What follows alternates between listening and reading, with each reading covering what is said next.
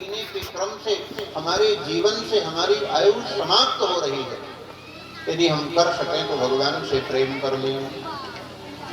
क्या भरोसा है इस जिंदगी का,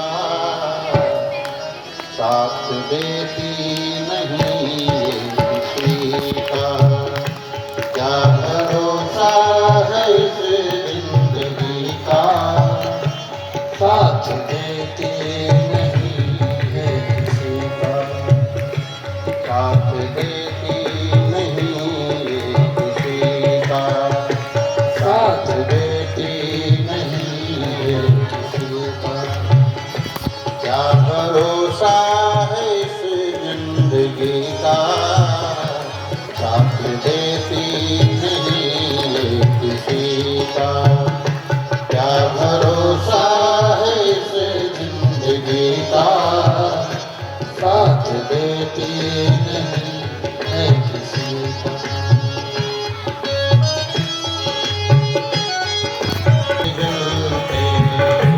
समा बुझ जाएगा, दम निकल जाएगा रोशनी का, दम निकल जाएगा रोशनी का। साथ देती नहीं किसी का, साथ देती नहीं है। क्या भरोसा है इस जिंदगी का, साथ देती नहीं किसी का। क्या भरोसा, क्या भरोसा, क्या भरोसा, क्या भरोसा है इस जिंदगी का, साथ देती नहीं है किसी का। देखने पवन हमें मस्त देखा तो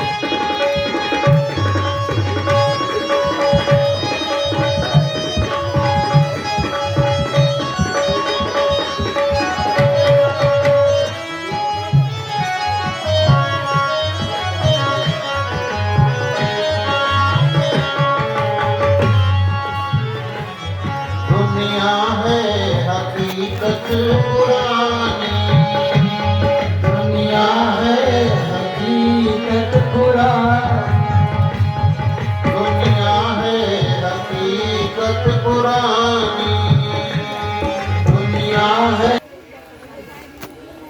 आज एकादशी भी तो नहीं है कि लोग भोजन नहीं किए हैं, फलाहार बिल्कुल आज नहीं किए हैं। इसलिए छोड़ दो, ज्यादा एनर्जी नहीं वेस्ट होना चाहिए। महात्मा जी बोलिए हनुमान जी महाराज की जय। हमारे महाराज जी कहते थे कि हिंदुओं का समाज ठठेरे की गुल्ली है।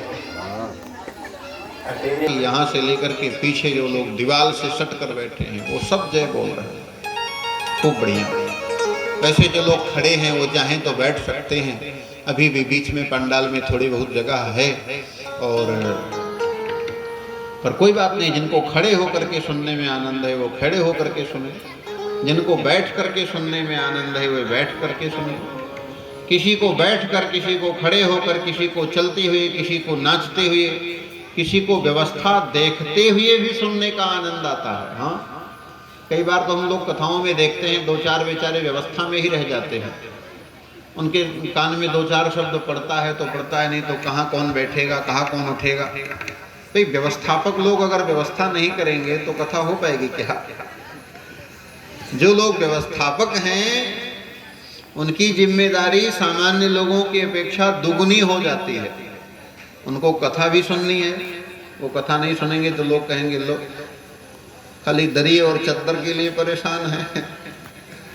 तो उनको दरी चद्दर का भी प्रबंध करना है, लाइट बिजली का भी प्रबंध करना है, कौन सा साउंड बोल रहा है, कौन सा हारन बैठ गया है, इन सब बातों को देखते हुए भी उनको कथा सुननी है। आइए हम प्रसंग में आगे बढ़ते हैं। परीक्षित जी महाराज की रक्षा हुई, भीष्म पितामह का उद्धार हुआ और उसके बाद ठाकुर जी कहाँ आ गए? भगवान आ गए रथ में बैठ करके हस्तिनापुर में। भगवान जब हस्तिनापुर में आए तो उनका दिव्य स्वागत हुआ। शंख की ध्वनि से, घड़ी घंट की ध्वनि से जय जयकार करते हुए समस्त द्वारिकावासी भगवान की सेवा और स्वागत में लग गए। सबसे पहले भगवान द्वारिका में गए तो किसके कमर में गए, किसके भवन में गए? प्रविष्टस्तु गृहं पित्रोः, सबसे पहले अपने पिता के भवन में गए। दुनिया में सबसे बड़ा कोई है तो पिता है। पिता ईश्वर का रूप होता है, आचार्य ईश्वर का रूप होता है। हाँ, इसीलिए भगवान 16,108 महलों के स्वामी होने के बाद भी द्वारिका में प्रवेश किए तो प्रविष्टस्तु गृहं पित्रोः परिष्वक्तः स्वमातृभिः, पिता के भवन में गए, वहां पूज्य पिता वसुदेव जी को प्रणाम किया।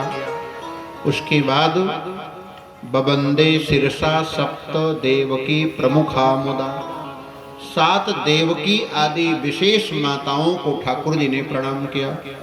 हाँ, देखो माता की संज्ञा में कौन कौन आते हैं? आचार्य की पत्नी, गुरु की पत्नी, चाचा की पत्नी, बड़े पिताजी की पत्नी, बहन, पुत्री,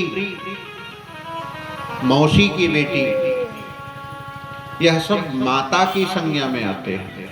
इन सबको माता के समान आदर देना चाहिए। हाँ। वैसे तो हमारे यहाँ धर्मशास्त्र कहते हैं कि मातृवत परदारेषु, समस्त स्त्रियों में मातृ की भावना होनी चाहिए और समस्त कन्याओं में भगिनी की भावना होनी चाहिए और दूसरे के धन को मांसु परद्रव्येषु लोष्ठवत् आत्मनः सर्वभूतेषु यो पश्यति स पंडितः, देखता है या भगवत में देखता है।